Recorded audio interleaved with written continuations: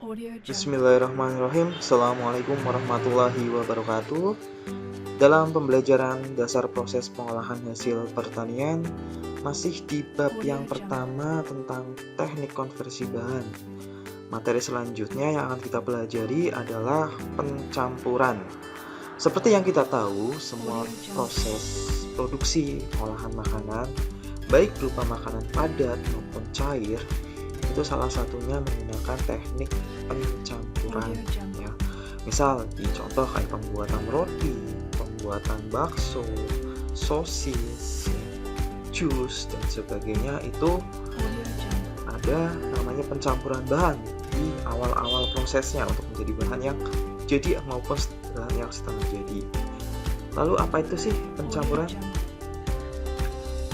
Pencampuran merupakan proses menghimpun dan menaburkan bahan sehingga mendapatkan komposisi produk yang homogen antara bahan yang satu dengan bahan yang lain atau bahan tercampur. Nah, pencampuran merupakan proses penyebaran partikel yang satu dengan partikel lain. Nah, ya, untuk mendapatkan penyebaran yang merata antara partikel sehingga dapat bergabung menjadi homogen atau seragam dan memiliki penyebaran yang sempurna. Prinsip pencampuran terdapat pada peningkatan pengacakan serta distribusi beberapa komponen maupun partikel yang mempunyai sifat yang berbeda. Nah, dalam proses pencampuran itu harus dilakukan dengan tahapan yang benar, sehingga produk yang dihasilkan nanti sesuai dengan kriteria produk yang disyaratkan, seperti proses pembuatan roti, bakso, dan sebagainya. Nah, kita ambil contoh di sini, contoh proses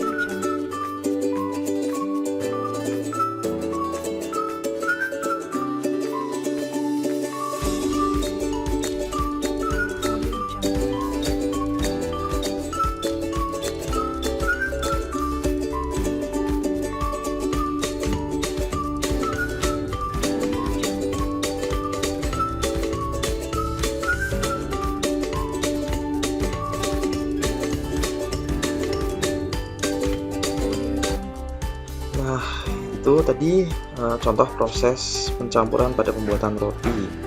Selanjutnya kita mengacu pada tujuan pencampuran. Nanti setelah kita mempelajari pencampuran, tujuan kita mencampur bahan yang pertama itu adalah menghasilkan campuran yang homogen ya, antara satu bahan dengan yang lain ketika ingin menjadikan suatu produk. Misal katakanlah contoh tadi antara tepung dengan telur, yang tadinya suatu bahan tepung itu berupa padat, butiran padat, sedangkan telur itu bentuk cairan berupa pasta atau kental ya, atau cairan yang tidak terlalu cair maupun tidak terlalu kental. Kemudian yang kedua adalah mengurangi tingkat kerataan dalam komposisi atau sifat lain. Jadi antara bahan yang satu dengan yang lain, yang tadinya telur itu tidak terlumuri oleh tepung, ketika dicampur nanti satu sama lain akan saling tercampur merata. Selanjutnya adalah kesamaan jenis partikel yang tercampur ya, antara beberapa sudut ya, jenis-jenis partikelnya satu sama lain itu akan sama. Itu tujuan pencampuran. Nah, selanjutnya pencampuran itu sendiri dibagi menjadi dua. Yang pertama itu emulsifikasi. Emulsifikasi itu biasanya campuran yang antara bahan yang terlarut dan yang satunya tidak terlarut. Jadi campuran yang jenisnya itu berbeda, ya, berbeda sifat karakter dan bahannya berbeda. Kemudian homogenisasi. Homogenisasi campuran yang sejenis antara bahan yang cair dengan cair, itu ketika dicampur akan cepat merata. Sedangkan tadi kalau emulsifikasi itu ketika mencampur bahan yang tidak saling larut atau tidak sejenis, itu dibutuhkan yang namanya emulsifier. Emulsifier ini fungsinya adalah untuk membantu proses mencampur bahan yang tidak terlarut dengan yang terlarut. Sedangkan homogenisasi itu tidak membutuhkan emulsifier atau bahan pencampur. Nah, sedangkan faktor-faktor yang mempengaruhi pencampuran, di sini ada viskositas. Viskositas itu adalah kekentalan. Jadi semakin kental suatu bahan yang dicampur itu membutuhkan daya atau alat atau energi yang lebih besar, ya, tekanan, ya, adukan yang lebih besar, mungkin adonan yang lebih besar. Kemudian sudut terjauh terbawa antara sudut satu dengan yang lainnya itu harus ikut terbawa ke dalam campuran adonan tersebut. Kemudian faktor selanjutnya adalah perbedaan berat jenis bahan. Semakin berat jenis bahan itu berbeda, maka otomatis gaya atau energi yang dikeluarkan untuk mencampur suatu bahan tersebut itu membutuhkan energi yang besar. Ya. Itu beberapa faktor-faktor yang mempengaruhi pencampuran bahan. Nah, adapun alat pencampur yang sering digunakan dalam industri olahan makanan ataupun minuman, ya, yang satu itu adalah high speed mixer. Bisa dilihat untuk gambarnya, high speed mixer ini digunakan untuk bahan dengan viskositas rendah. Dalam artian untuk kekentalan yang tidak terlalu padat. Bisa digunakan bahan cair, ya, antara cair dengan cair, bisa cair dengan bentuk mungkin berupa tepung-tepungan atau butir-butiran, atau sepuk masih bisa menggunakan high speed mixer. Kemudian yang selanjutnya adalah pressure homogenizer. Nah, bisa dilihat alatnya. Nah, pressure homogenizer ini biasanya kebalikannya. Kalau high speed mixer tadi itu untuk viskositas rendah, sedangkan pressure homogenizer ini digunakan untuk bahan dengan daya kental yang tinggi. Biasanya daya rekatnya sangat tinggi.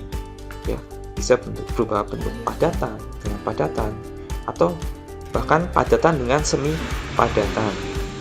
Nah, untuk prinsip kerjanya seperti ini, bisa dilihat gambarnya. Beberapa head pressure dengan tekanan tinggi masuk, sampel dimasukkan dari atas, masuk ke lubang mulai ditekan, akan jadi efek. Nah, di sini ada beberapa tekanan, ya, antara pipa besar, nanti bahan melewati pipa besar, kemudian pipa kecil, kemudian akan keluar, ya, menyerupai bentuk serupa sehingga terbentuklah suatu campuran yang lebih merata, ya. Selanjutnya adalah colloid mill, homogen atau cairan viskositas rendah, ya. Ini adalah gambar colloid mill. Bisa dilihat beberapa keterangan, ya, dimulai dari tube corong, ya, kemudian nanti ada air pendinginnya, kemudian ada pengatur nanti untuk tingkat pemerataannya, ya, dan sebagainya. Kemudian selanjutnya adalah ultrasonic homogenizer. Bisa dilihat alatnya, ya, digunakan untuk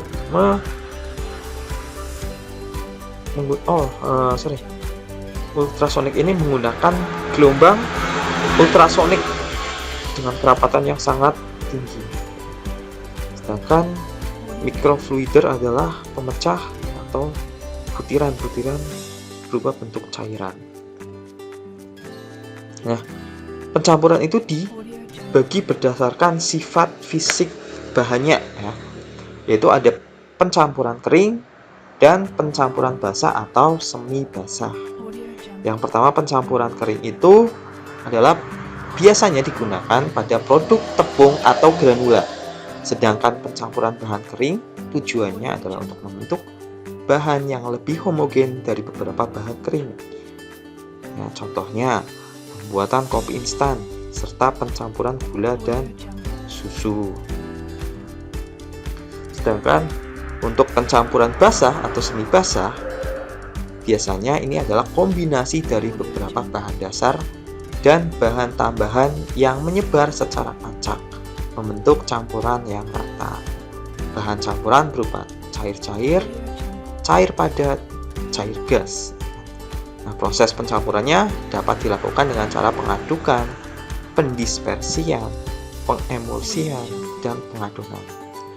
Pemilihan alat pencampur didasarkan pada tingkat kekentalan atau viskositas dan sifat campuran. Produk yang dihasilkan misalnya sirup ataupun susu cair. Produk olahan pangan yang menggunakan pencampuran antara lain ya, tadi roti dan mie. Sedangkan ini adalah contoh proses ya dari klasifikasi pencampuran. Bisa kita lihat satu-satu. Untuk klasifikasi pencampuran bahan terlarut ya, proses yang digunakan adalah pengadukan bahan larut. Contoh di sini adalah melarutkan gula. Jadi antara bahan terlarutnya itu adalah gula dan air. Contohnya prosesnya, kalau untuk mempercepat proses pelarutan berarti otomatis menggunakan air atau konsentrasi yang tinggi ya. Bisa dari suhunya, temperatur, ataupun jumlahnya. Kemudian menambahkan asam pada susu. Susu ketika ditambahkan dengan asam itu juga kemudian melalui proses mengadukan juga akan mempercepat si asam itu larut di dalam susu. Kemudian mencampur susu dengan starter keju ya, atau whey, dalam itu protein tinggi, itu juga akan mempercepat bahan terlarut. Sedangkan padatan di dalam larutan atau proses yang digunakan adalah pendispersian. Contoh yang di sini adalah mencampur kristal gula dalam susu kental manis ya. Susu kental manis ya, yang berupa padatan pasta dicampur dengan gula kristal. Itu proses yang digunakan adalah dispersi. Sama juga untuk dispersi tepung dalam cairan. Ketika tepung itu dimasukkan ke dalam air, itu pasti akan menjadi gumpalan. Yang artinya adalah dia termasuk padatan di dalam larutan. Tepung itu berupa padatan, larutan itu adalah campuran air atau suatu bahan. Selanjutnya adalah pasta. Proses yang digunakan itu berupa pemotongan atau pengadonan. Contoh proses yang di sini adalah pengadukan untuk pembuatan roti, cake ya, ataupun persiapan komponen sup ya, mencampur kayak wortel, kubis, bayam, kentang, dan sebagainya. Itu beberapa contoh klasifikasi pencampuran. Nah, adapun biasanya metode yang umum digunakan dalam pembuatan roti itu adalah Rubin method. Rubin method ini sama ketika kalian atau mungkin ibu kalian membuat roti antara campuran yang kalian menyiapkan bahan-bahannya terlebih dahulu, kalian masukin ke dalam suatu wadah, bisa kalian menggunakan mixer, mengaduk, ataupun mengaduk dengan manual tangan. Sehingga antara tepung atau mungkin campuran berupa margarin atau mentega bisa dibentuk atau menjadi adonan yang kalis ya, tergantung kebutuhan atau produk kue yang ingin kalian hasilkan, karena setiap adonan kue itu berbeda-beda ya, untuk tingkat kekalisannya. Kemudian adapun alat pencampur ya, berdasarkan pengaduknya. Yang satu itu adalah ribbon blender. Dilihat pada gambar, ribbon blender ini biasanya dalam jumlah yang besar. Dan masukkan. Kemudian double cone mixer, seperti mesin molen. Bahan dimasukkan, nanti otomatis dia akan menggiling. Selanjutnya adalah planetary mixer. Sama pada umumnya pada pembuatan roti, biasanya umum digunakan adalah planetary mixer dengan berbagai ukuran atau jenis. Selanjutnya adalah propeller mixer. Nah, dia seperti kipas atau kitiran. Nah, di sini. Nah, untuk diskusi silahkan tugas kalian adalah carilah produk-produk di sekitar Anda atau di sekitar kalian yang cara pembuatannya menggunakan proses pencampuran. Kemudian catatlah alat pencampur yang digunakan pada produk tersebut. Gitu. Demikian pembelajaran untuk pencampuran. Selanjutnya silakan untuk diskusi bisa di kolom komentar. Sekian, billahi taufiq wal hidayah. Wassalamualaikum warahmatullahi wabarakatuh.